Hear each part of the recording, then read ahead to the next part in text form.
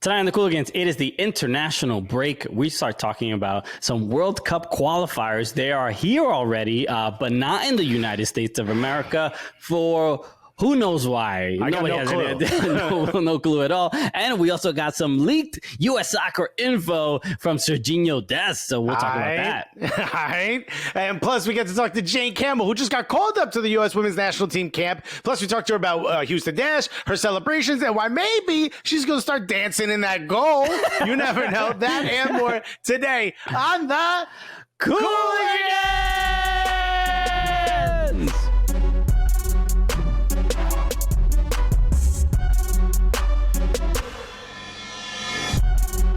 Yeah, baby! Okay, let me get myself ready and prepare. I like how you fix your collar, even though you're not wearing a tie. You never know. You forget. Just because you're at home, you forget you're on a TV show. It's right. You let yourself go. Okay, getting too comfortable out here, right? We haven't worn pants in 6 months. You know what? And if you are wearing pants, you're probably a cop. Okay. Yeah, we don't trust you if you're wearing pants right now. Hello, everybody. Welcome to the Cooligans. My name is Christian Polanco. I'm Alexis Guerreros. All right. We are your favorite stand-up comedians. Who happen to be pantless. Okay. All right. And you know what? And that's been a problem in the comedy community for a little bit too long. All right. But we're doing it by ourselves. We're at home. Okay. Much respect to everyone else. We are your favorite stand-up comedians that host the funniest soccer show that has ever existed. And we also happen to be the gulliest. Correct. And we have some respect.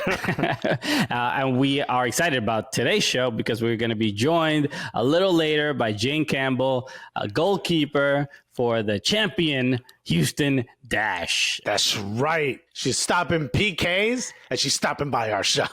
Okay. She also just got a recent call up to the U.S. women's national team camp. So we're excited to talk to her about. Which is the second most exciting call up she's gotten since we told her we wanted her on the show. She was like, that call up paled in comparison to when we ever reached out to her. She's like, yo, U.S. soccer, I gotta go. There's 2 comedians calling me right now. So a lot going on this week and last weekend. Obviously, we're in the middle of an international break. Right. For everyone but MLS. MLS is like, y'all go do what you do. We're going to keep playing over here. Look, we've said this year after year. We play by our own rules, okay? During the international break, all the MLS players wear leather jackets while they play, okay? They really, walk to the beat of their own drum. They're like, we're going to do whatever we want. You know what MLS is like? MLS is like when your friends are like, y'all want, this is obviously before COVID. They're like, yo, you want to go grab a meal? And you're like, yeah. And I'm going to be a little late. Everyone's getting at 7. All right, I'll get there 7:15. And when you get there, they've already ordered entrees. You're not allowed to do that. You're just allowed to get a couple apps for the table. And for the table means y'all ordering for me as well. So I can dig in. Mad disrespectful. Okay, yeah. I learned a lot about food etiquette, restaurant etiquette through Alexis Guerreros. Do you not? You don't really go out to eat with friends. You're just like, well, who cares? Let's rummage through the park and get some greens. You're about to say like I have no friends that would I could even possibly have dinner with. No. You have friends, a lot of them, but they're not inviting you to dinner. I mean, some are okay. Right? The health conscious ones. Yeah, like you can invite Christian. He's gonna judge all the Gucci fritos I'm about to order. I'm not a judgmental person when it comes to what other people eat. But for some reason, we haven't had a show for 5 years. I'm just saying, a significant part of your personality. What I choose to eat apparently offends you because it makes you self-conscious. No. All right, you're projecting a little bit. It has nothing to do with me. Okay. Well, anyway, that's MLS. You're MLS. Okay. All right. So anyway, the international break. Let's talk about a couple of matches. Right, the U.S. is not. We're not doing any friendlies here. There's no World Cup qualifying yet. Everybody rest up. We ain't got nothing. We ain't prepared. In fact, nothing is scheduled as far as we know, except. Okay, but all right, people they're running off at the mouth. All right, Sergino Dest spilling tea all over the place.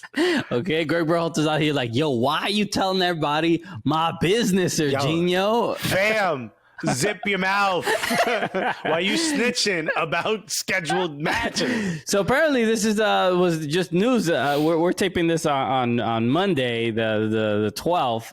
And Sergino Dest apparently was asked about potential upcoming U.S. men's national team matches, and he said that they are matches happening this month against Wales and Australia. Only issue is U.S. Soccer has not said anything about this, and apparently it looks like Sergino Dest has leaked information that was probably not due to be out just yet. Which one were they going to tell us if it's this month? They're going to be like, hurry, get on TV. There's a match happening right now. I guess it's spooky season, so they were gonna surprise us day of. They're like, boo, there's a U.S. men's national team game. Get ready. This is the October surprise. But usually that's just for politics, but they're like, nah, surprise, we in Wales.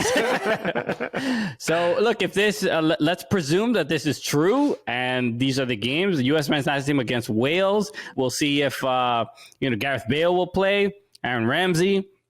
Yeah. Good. This will be a good matchup. The U.S. men's national team has not played a game in forever. I don't know. There hasn't been a camp. I don't know what the team is even going to look like. There's so many potentially new players. Well, so many people have been putting out these lineups of the first 11 for the men's national team, and none of them are MLS players. That's the big thing. It's this could be the first. We might get to see that squad. Sure. We might get to see where are they putting, Tyler Adams, where are they putting Weston McKennie. We might start to get to see this. We might start to get to see who is your new first choice forward, or second choice, because first choice still Giassi Zardes, right? I mean, come on, have some respect for the guy. I mean, look, we make jokes, but he's playing amazing this season. He deserves it. I'm 100%. Not saying he shouldn't. I just know the fans right now have dropped their iPhones. But it looks like even if you're an MLS based U.S. men's national team player, would you even accept a possible call-up, right? Because you will miss pretty much the rest of your season if you do choose to go. I assume Berhalter will not even call up any MLS players used. This will be the opportunity to get all the players that are based out in Europe and see what these teams look like, right? So that's right. That'll be not only will that be a thing that everybody's always wanted, but maybe we can see if it'll work. Mm-hmm. And then as far as what the depth is without MLS players, which is probably going to be an issue. But we'll see, for the sake of convenience and safety, it's easier to obviously just call in all the Europe based players because that's the world that we're in at the moment. So I would hope if they're going to call in men's national team players, it's guys like Akinola who we need to captize so you don't pick Canada. You know what I mean? Yeah, but he's there. Look, the supporter shield is probably going to go to Toronto.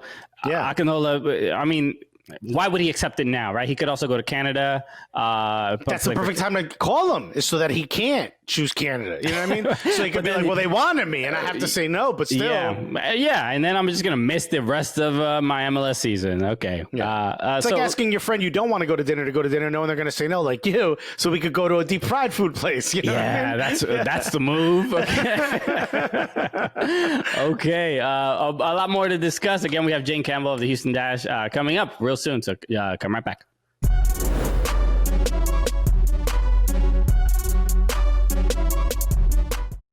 Hey, what's up? It's Roy Wood Jr. from The Daily Show with Trevor Noah, and I kicked it with the Cooligans Living Room FC.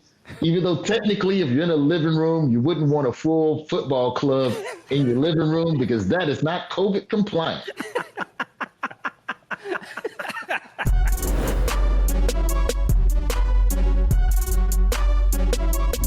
All right, welcome back to the Cooligans Living Room FC. Again, Jane Campbell will be joining us in just a moment, so please stick around.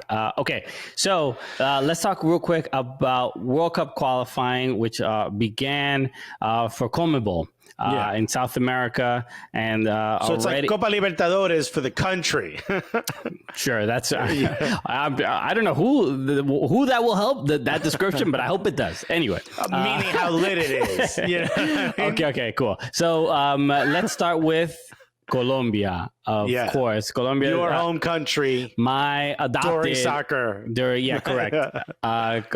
Colombia defeats Venezuela 3-0. Performances and appearances by James Rodriguez, by Yerry Mina. Okay, Dominic Calvert-Lewin. Yes, these. We all know these prideful Colombian men. Listen, they heard cafeteros and they were like, close enough. We're the cafeteros. We'll be there. Now, the interesting thing about this game, obviously, Colombia went 3-0, but a disappointing, really sad injury for the Bayer Leverkusen players, Santiago Arias, the right back for Colombia, who has just a devastating injury, broke his ankle. Very clearly. Yeah, had the same like Andre Gomez type injury. Just really, really unfortunate. It happened early in the game. I would say it was like as I would say, don't look it up, but by me telling you to not look it up, you're going to look it up. Yeah. That's always how these things work. But if you saw Heung-min Son's reaction to when he injured Andre Gomez, that's going to be your reaction if you look it up. So do not look this up. Correct. Yeah. Which means you're now looking it up. Because I started watching the game after I think I caught it at like the 18th minute. And this happened at like the 16th or something like that. And so I didn't see the actual injury. So I texted my Colombian friend. I'm like, yo, Colombia's doing great after they scored the first goal. He's like, yo, that injury though, to Arias. I was like, oh, I didn't see it. And he's like, yeah, man, it was bad. Don't look it up. And I'm like, okay, let me go look at it. Like, I won't. Immediately start tippy tapping on your phone. No, so a good start for Colombia. It's so crazy that we're already at World Cup qualifiers, right? It's just like. It feels like not only is 2020 taking forever, now all of a sudden it's moving fast. Now we're going at a lightning speed here. It's so surreal. And then some of the other results: Argentina defeats Ecuador 1-0. Messi scored. He smiled. That's news for our Barcelona fans. Correct. He can smile. Uruguay beat Chile 2-1. Paraguay and Peru drew, and Brazil 5-0 against Bolivia, which is pretty good for Bolivia. It's so weird. Bolivia is like, I've always heard it's like one of those like it's a trap game. You know, the other countries in Conmebol treat it like, yo, it's supposed to be like. People don't know Bolivia well, or they don't have as far as the popularity of countries, you know what I mean? They're not in the top 100 probably. You don't see a lot of Bolivia pamphlets at the travel agency. You don't see. But Brazil's Brazil, and they showed up for this one. Okay, so look, we're obviously talking about match day one. They're going to be more games have happened since we recorded this, but stay tuned. Obviously, a bunch of these games that you can watch on Fubo TV as well. All right, we have Jane Campbell of the Houston Dash and the USMNT national team coming right up. Come right back, everybody.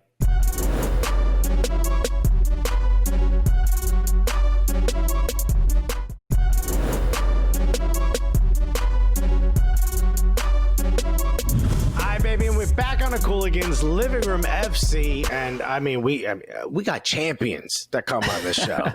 Exclusively. If you ain't a champion, you ain't allowed on this show. Nah, when agents and stuff calls and say, "Yo, would love to get a player on your show," we say, "Show us the trophy cabinet." All right, show us a picture of them drinking from a trophy, tons and tons of Budweiser, or else they ain't getting on this show. Hey, those are the rules. Yeah. Hey, look, we gotta have standards. Right? And there's. This player, absolutely incredible, plays for the national team, plays for the Houston Dash. I mean, come on. Ladies and gentlemen, unless you're driving, and in fact, if you are, pull over, all right? Take the key out the ignition just so you don't scare nobody. Put your hands off that steering wheel and put them together for the one, the only, Jane Campbell, everybody! Thanks, guys. How are you guys doing? Thanks for having me, and I'm super honored. Yeah, we're honored to have you on the show. Thank you so much for joining us. Okay, you know what? Let's start with that big news. The U.S. Women's National Team call up. You already have a couple caps, but this is it's a hot year for the Dash. Yeah. Okay, you're walking in to camp a little with your shoulders up, chest out a little bit, a little swag. There's a little bit of a strut when you're walking in. You know? How did you feel about that news, and how much are you really looking forward to this upcoming camp?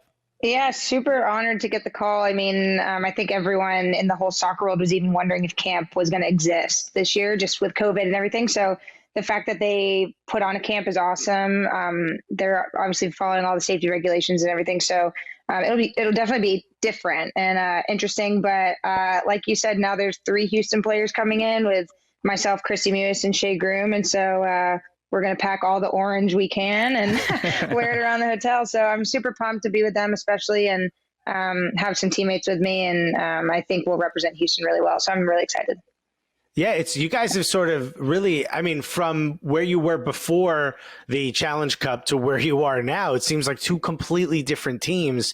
What is going on? Because is it just confidence? Are you putting something in the other team's food before they play? Y'all are balling. What's going on in Houston? Yeah, it must be the water or something. I don't know. But yeah, we're doing really well. I have to give credit to the staff. They've done really well with keeping us kind of driven and on, one path and following this one blueprint that we have, and it's worked. So I think the biggest key is like everyone's bought in, and James, our coach, has given us this blueprint. He's like, this is how we're going to play. No questions asked. And everyone's really, really come in, whether they've been new this year or they've been a veteran like myself. I think everyone's like, okay, we have to buy in. And if we buy in, we can go win the Challenge Cup. So it clearly worked. Yeah, even from the when we had Shea on the show, and the Challenge Cup was great. Especially for the Houston Dash, not only just because you guys were winning games, but you guys were winning games in absolute style, right? They were just incredible goals,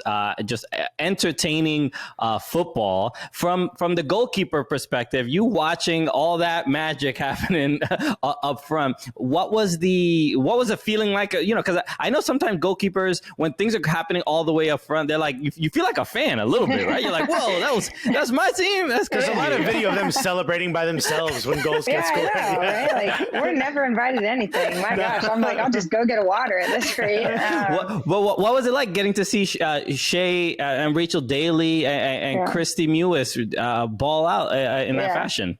Yeah, I think them 3 really, really had an amazing tournament together. I mean, you can't really make up that kind of chemistry on field. And, they showed out for the whole tournament. And it was really cool. Like you said, I mean, in years past, when it comes down to like the 89th minute and we're winning 2-0, the feeling was like, oh my gosh, we could lose the lead.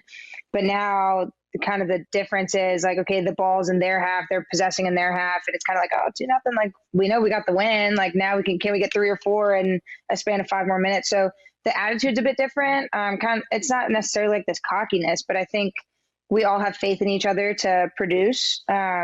And I think even after the fall series, we still have a long way to go. But I mean, we've now broken Dash records of like how many goals we've scored and number of wins back to back to back, which I think is crazy, right? Like, the Dash has been in existence for quite some time now. So I think it's really cool we're breaking these records, but I do think we've got a long way to go. So it's pretty exciting.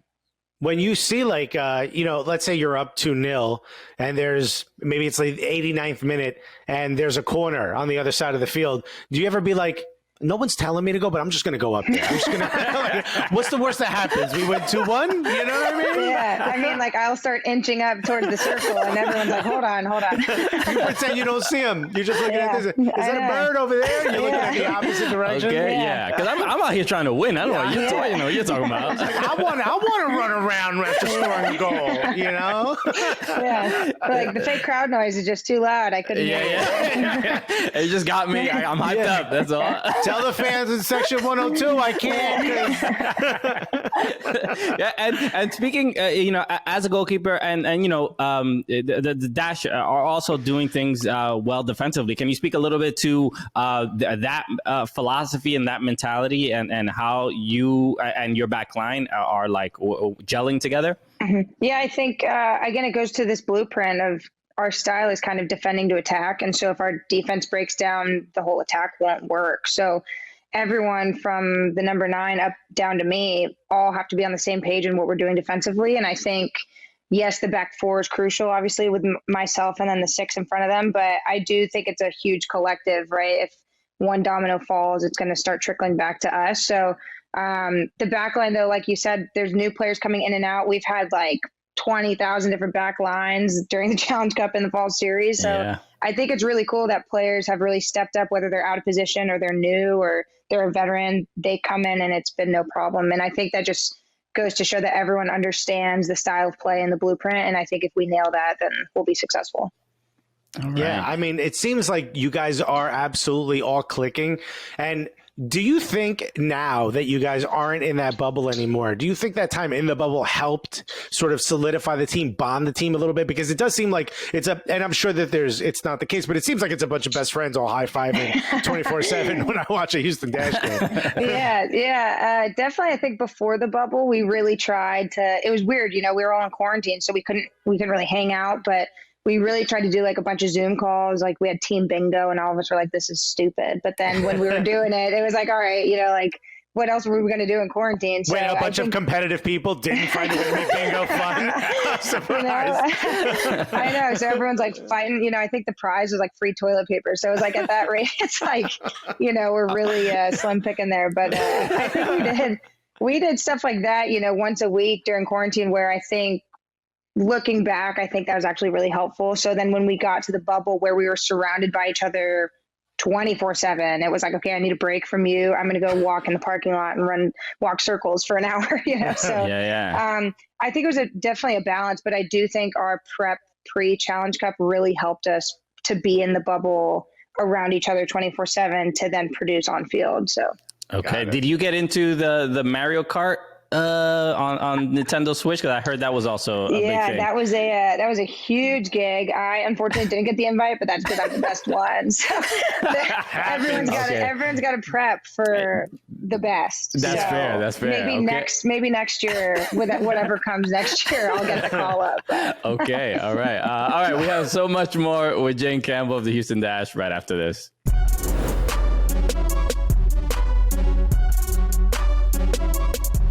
I'm Shay Groom, and I kicked it with the Cooligans.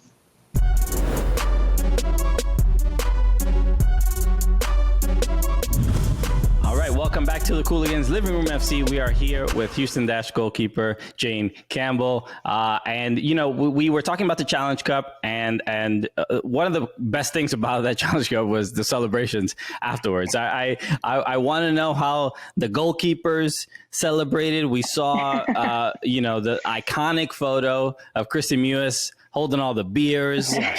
We saw Shay Groom with the Aggies ring and drinking out of the Challenge Cup itself. How did you celebrate that victory? Yeah, man, I loved my favorite part was like the confetti at the end of the game where you could just make little snow angels. That was sick. I've never had that happen before. That was cool. And Budweiser, shout out Budweiser. They definitely kept our coolers filled. So my job was just making sure everyone had one. I'll say that. Okay. Finally, you get to assist. Yeah, exactly. I get to be a part of something. You're looking at Christy like it ain't that hard. I don't know why everyone is giving you all this credit. I'm doing this. I'm getting buckets out here. I know. Golly. When you talk about, sort of your upbringing, I believe it was at 16 years old you got called in for the first time. I was doing a little bit of reading about you. Both your parents are fighter pilots? Yeah, my mom's going to correct you on that. So my dad was a navigator. My mom flew and was the pilot. So, but yes, they both flew. They both flew. Yo, road trips must be hilarious. Your mom like, read the map. You ain't touching this steering wheel. Oh yeah. Always beef between them. You know, it's like mom's the top dog. You know. Okay. All right. Well, at the very least, it sounds like there was a lot of discipline in your household. I mean, that's how you create an athlete with rules. And, whether you like it or not, you're gonna get an you're athlete. going to become a professional athlete, or just a world-class athlete, whether it wasn't up to you. Yeah, she's a scientist, but she's also doing push-ups while the beaker gets filled. You know, what was it? Could you get away with anything growing up? No, nothing, not a thing. You know, like curfew was dark, and that was that. So it's like great. You know, when daylight savings hits, like you got to shoot the last basketball at 5 p.m. and then you got to run inside. So childhood was great. Mom and dad definitely helped me for a lot, but they were both athletes, but thankfully no one in my family played soccer. So I stuck to soccer because I was like, you guys can't coach me. So I'll do something that you guys don't know and you guys can just be a fan. And that's how it worked out. So yeah. How did the decision to become a goalkeeper happen? I feel like, we've had a couple goalkeepers on the show. There's something innate. There's something different about the breed of goalkeeper, of the human beings who choose to do this job. Yeah. It's like you fall off a skateboard and you like hit your head and you're like, I think I want to be a goalkeeper. That's how goalkeepers are created. Yeah, I fell off my bike early on. when did that happen? When you were like, all right, I'm gonna be a goalkeeper, and then I think this is what I want to do at a very elite level. Yeah. I played basketball and tennis growing up as well. So I played 3 sports all through until I went to college, and then I just stuck to soccer. But basketball was interesting because it was very similar to goalkeeping in a sense. And it was a winter sport in Georgia. So I went straight from soccer to then basketball in the transition, and then back to soccer in the spring. So it was a nice mix up in that regard. And then tennis was also in the spring. So I don't know. I think I tried out for like travel ball at maybe like U9, U10, and everyone played on the field at that point. But I was like, I always wanted to go in goal because I could use my hands. And I was like, none of you guys can, so I can do something you can't. So that was kind of like my attitude towards it. And then the coaches were just like, no, you're too athletic. Like, we need you on the field, whatever.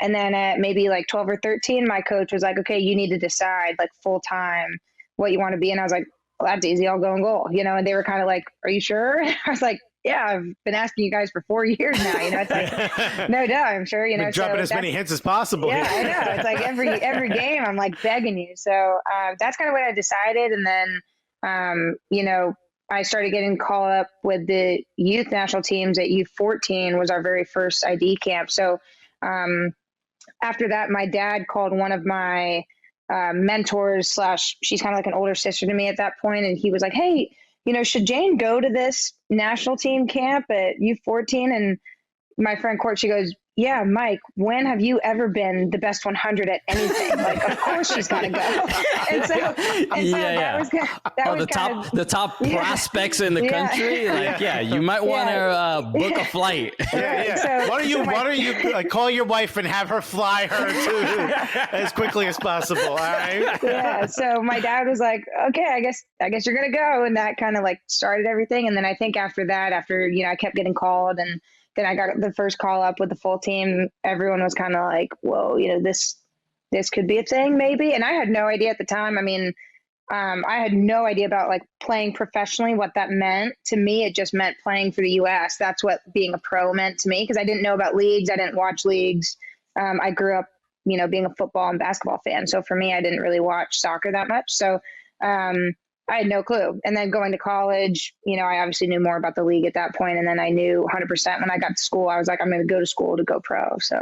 Yeah. And even speaking to that, like, that is a common thing where people may not be aware of like what necessarily options are available to them as far as like playing professionally, but even fans, and they're like, maybe they don't know about NWSL or, hasn't been around that long. What has playing in this league and being successful and being a bit of an ambassador for the league, how has that changed you as an athlete?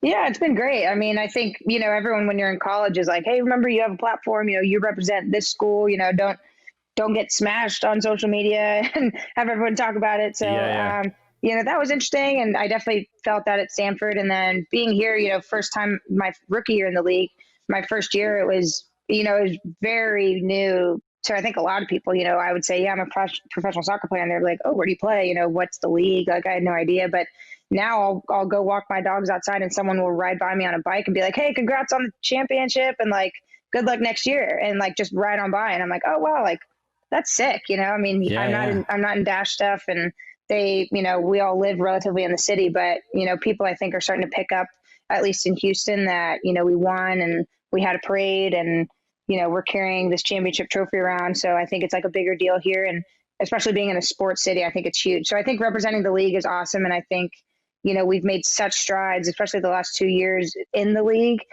Houston as well, but the league itself has just grown immensely. So I think, going forward, it'll just be great for everyone involved and then every fan involved as well.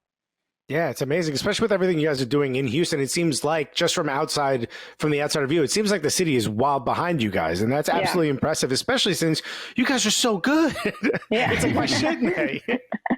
Yeah, that's the hope. It's like, man, hopefully we can keep scoring next year, Shay and Christy, and we can, draw some more fans in, I love it. You're like, you got to score because I can't do it. They keep me back here. So this is your job. Call up, so.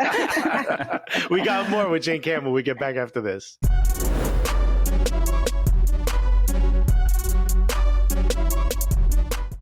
I'm Ashley Sanchez, and I kicked it with the Cooligans.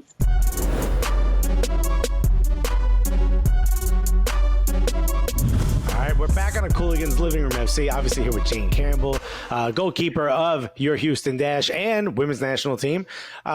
Jane, we've asked goalkeepers this before, but there seems to be this thing in most goalkeepers where they're like, yes, I'm an incredible goalkeeper, but if I were put as a striker or as any other position, I'd be balling. You just don't see it because I'm stuck in goal. But I'm probably the best striker on the team. What if you had, and you said you played a different position when you were younger, what is the position you think you would excel at that you're not showing because they won't let you? Yeah, 100%. I mean, we have to serve each other. We have to do all types of services when we're in training, and like no one sees it except the goalkeeper. So I'm like, I have the best service in the world. Oh my gosh, So I don't know. At Stanford, whenever the field players would invite me to play small sided with them, I would be the number 9, but I would call it point because I'm not defending. So they would just boot the ball up to me, and I'd try to turn someone and toe poke it in. But I'd probably be a classic number 9 where I'm like a good post up and, a couple finishes here and there, but like no defending really, Yeah, that's for you guys. Yeah. You're like, I may be good at attacking, but I'm also not used to running back and forth box to box. It's not my thing. Yep. So y'all handle that. I'll stay on this side of the field.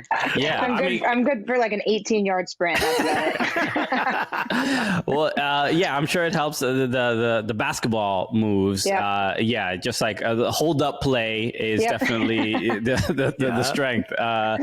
Okay, so we have a couple questions from so we have Gully Squad. Gully Squad are our supporters. They're group, our supporters group. We love them. And Cool. and they are huge fans of you. They're huge fans of NWSL. So I have a couple of them. So this first question comes from Val Paschal. She said, "Who is the player that you least enjoy seeing head towards you on a fast break? And who is the player that you enjoy the most denying a goal?" Oh man. Wow. Let's see. Whenever Sam Kerr was in the league, I know she left the league, but whenever she was coming down, I was like, golly, I'm just, like I'm praying at the moment, and I'm hoping she like trips on a fake hole that's in front of her, and smacks it like right at me. I mean, I remember one time we played her at home. She was with Chicago, I think, at the time, and just on a breakaway and blasted one, and it went right by my face. And my dad called me after the game. He goes, that's a good finish, but I'm really glad it didn't hit you. And I'm like, I guess, thanks, Dad. Like we got scored on, but that's okay. I was cheering, but only because you didn't get hit in the face. Right. Yeah. And I guess I'll have to say I love going against Rach in training just because she's such a good finisher, but I always take a sense of pride when I keep her out of the back of the net. So yeah, I just saw the game against Everton. West Ham played against Everton over the weekend, and I saw Rachel Daly there. I'm like, and just her inclusion in that team is just like, yo, this team is balling now. They are really, really good. Okay. We got a question from Jim Manolius, and I'm assuming he means soccer shoes, but he said, what are your most favorite shoes? Well, I just to add, this is from Leilani Manolia. So this is his daughter, who met at the NWSL final. Okay. So there, look, the Gully Squad membership is for Jim, but he is crowbarring his daughter into this. So his daughter was like, hand me your phone. I got a question for Jane. Your favorite boots, I guess that'll be the best. I'm assuming they mean cleats. I wore, I guess it was a Magista pair. Sorry, that's my dark green. In college, and it was the heat map that Nike had released. They were yellow and then looked like a heat map on your boot. I don't remember, exactly what the name was, but those are for sure my favorite boots. And I asked our Stanford coach or our equipment man, I was like, hey, can I get these? And he was like, no, we've already ordered the equipment for the year, whatever. So I actually saved up some coaching money and went out and bought them myself, because I was like, I have to wear these my senior year. Like, I got to rock them. So I think those would be my favorite boots. Okay. What do you consider when you're picking boots? Because it's got to be different than, right? Strikers probably want something a little bit lighter on their foot, something super tight. Do you wear yours as tight, like a size and a half down, like everyone else does? No, I'm pretty comfortable. I'm pretty, size is strict. I wear a 10 in women. So I think almost any brand, I think the 10 would be true to size to me, but I always wear soft ground. So I always have to have the studs. So when I became a freshman at Stanford, the goalkeeper coach there at the time, he was like, we have to wear studs, no question. So I don't really know why, but I've never not worn studs on grass anymore. So any boot really that's not too firm with studs, I'll wear. I'm not too picky. So okay. So we had another question from Laura McCoy. She had asked, she said, how are you the best penalty kick stopper in the league? And do you have any advice for younger keepers? Yeah, I would go get a lottery ticket. I'm kidding. Man, I don't know.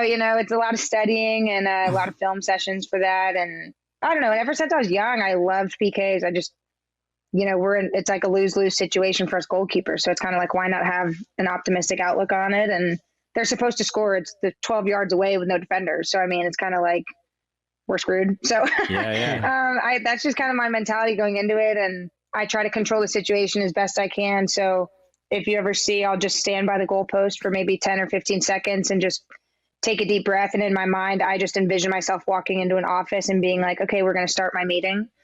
That's kind of just like what I say to myself. And that's how I control my mentality and how I control the situation, rather than the ref controlling it or the field player controlling it or the shooter for that matter. So that's kind of what I do. I mean, study. It's interesting because when I'm about to start a meeting in an office, I have a panic attack. Okay, this is too much. What do they give people? What do they want from me? I don't know what I'm talking about. I have the most severe imposter syndrome. Did you see the video of the goalkeeper telling the penalty kicker, like, you should chip me, bro? You should chip me. He's like, don't be scared. You should chip me, bro. Do you ever go that route? Do you try to get in their heads? I've been advised to. I mean, like, so many coaches have said, like, bang on the crossbar, like, clap your hands. One girl that I played with when I was growing up, she would literally dance on the goal line and just try and, like, distract them. But it, like, worked every time because we were so young. We were, like, 12, 13. So I was like, I mean, more power to you. But, like, I don't know. I've never been that kind of person to be like that. I mean, I'm sure it works, my That'd be great for the ref, like, waiting. The ref is waiting to blow the whistle until the end of the renegade dance. It's a 15-second dance. I feel like is she filming a TikTok? She's killing it. I'm like, it depends on the dance, obviously, because they're doing like Cardi B's WAP dance. I'm like, all right, we don't need everybody this to be like, everybody wait. We're gonna wait. We're gonna respect what's happening here. So a little distracting. I feel like the ref should chime in right now. Seriously. The ref's like, hey, egging you on. All right, we still have a lot more to discuss with Jane Campbell, so come right back after this.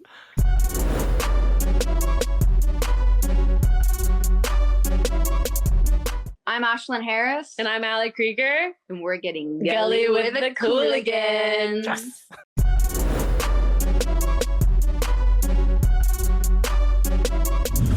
All right, we are back on the Cooligans with Jane Campbell, Houston Dash, Goalkeeper. All right, so we have more questions from Gully Squad. This one came from Emily Gertis. She had asked, what did it finally mean to beat the North Carolina Courage last week? And she says, yeah, I believe it's for the first time, but I'm not sure. Was it the first time? Yeah, it was the first time in club history, which is huge. It was awesome. I mean, you know, when we played them the first game in the fall series, that game was very entertaining and we lost 4-3. And I think coming out of that game, we were like, we literally had the game in the bag and then just dropped the ball. So for us, and that was an away game too. So it would have been huge to get 3 points on the road, 3 points against them.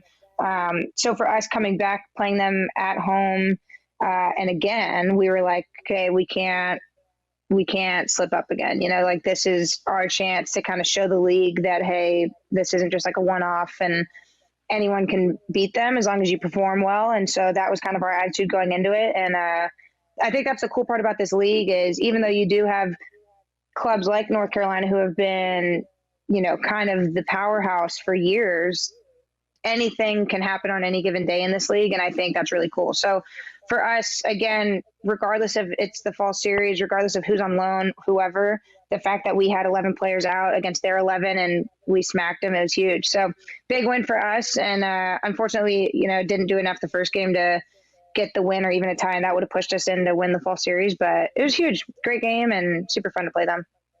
Yeah, I was just going to add, like, what makes, as far as, like, as a fan, I mean, we were at the final and we saw them against the Red Stars, and they're a very strong team. They're very dominant. What do teams... We thought it was disrespectful they didn't let the Red Stars touch the ball. I mean, come on. Just for a minute, you know? Well, what is it, you know, because that sometimes happens. Even the Red Stars, they got to the final, and it looked like, they made them look like a team that almost didn't belong in the playoffs, right? Yeah.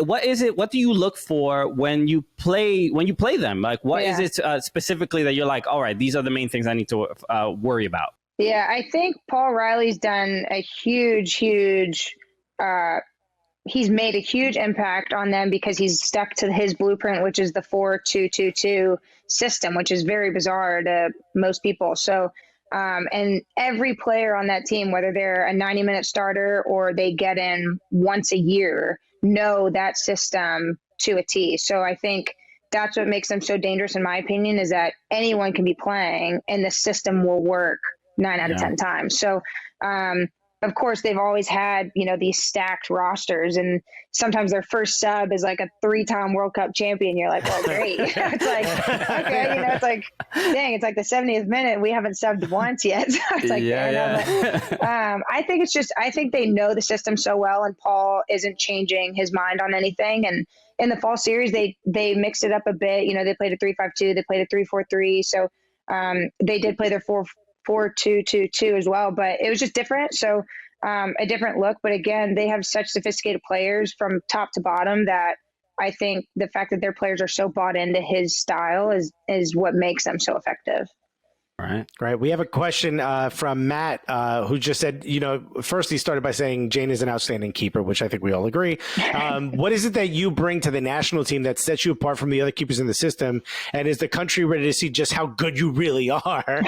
That's a great question. This guy loves you. Yeah, that's thank you for the compliment. I don't know. I think I'm different in a sense that I'm very athletic, and I know that's vague, but I think I'm one of the fastest keepers in the world. I think I'm one of the most explosive keepers in the world based on numbers alone. So I think now my next step moving forward is when I'm with the national team or, you know, with Houston, it's getting the consistent performances where it's like, oh, I'm not making the mistake to cause a goal against. I'm making sure we're even or we're winning. You know, I'm not doing stuff to have us concede, if that makes sense. So I think I just bring a little bit more flair. I've always been that way. I love playing with my feet. I love being kind of like a sweeper keeper and kind of being that 11th attacker instead of being shoved to the side and just stuck in goal. And I think I'm really good at it. So I think that's my strength is my feet. And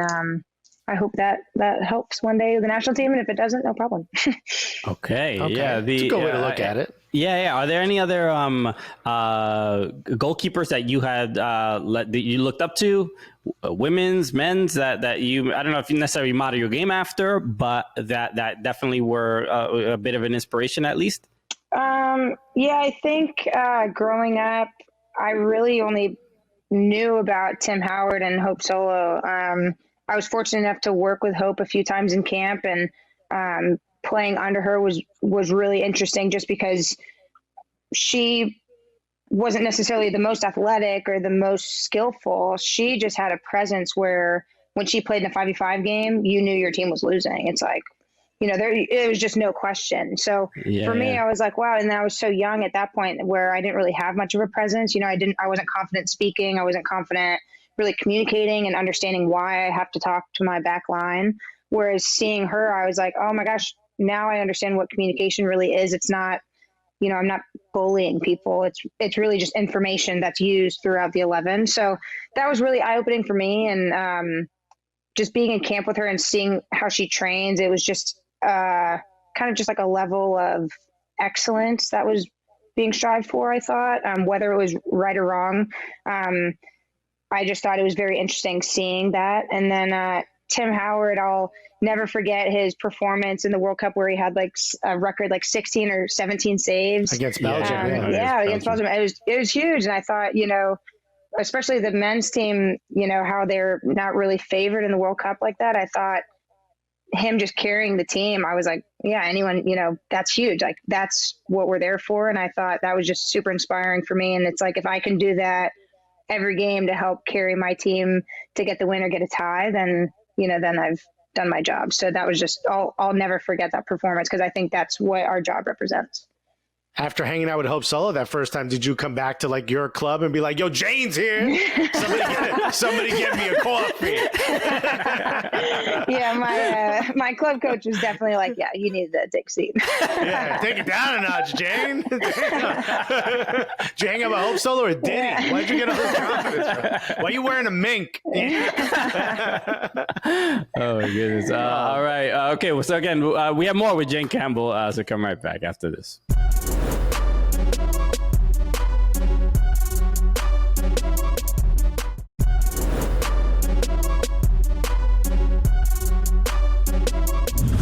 Thank you again for joining us today on the Cooligans, and thank you, Jane Campbell, goalkeeper of the Houston Dash and the U.S. Women's National Team, for joining us as well. We're absolutely honored. Jane, is there anything you want to let people know about before we end the show today? Yeah, just want to say thank you guys so much. This has been super, super cool. This is a once in a lifetime thing for me. So thank you again. And on Instagram, you can follow me, Jane Campbell _ and check out my brand. It's called acespadesapparel.org. And that's the Instagram handle as well. So that'd be sick. And thank you guys for having me. Awesome. Yeah. And the dog is wants to be a part of the shout out as well. I know. Sorry. Dog's like, did you mention my Instagram? What's the dog's name? I'm curious. Her name is Tinkerbell. Because she's the biggest diva in the world. So. Okay. All right, everybody. Thank you again for joining us. Make sure you follow at Soccer Cooligans on all social media platforms. Follow us on Twitch, twitch.tv/Soccer Cooligans. We do a bunch of fun stuff there as well. Follow Fubo Sports on all social media and subscribe to the Fubo Sports YouTube channel for full episodes of the program. All right. So let us end the show the way we normally do, as is tradition. So Jane will participate. So thank you again, Jane, for joining us. So for Jane Campbell, my name is Christian Polanco. I'm Alexis Guerreros. And together, what are we? The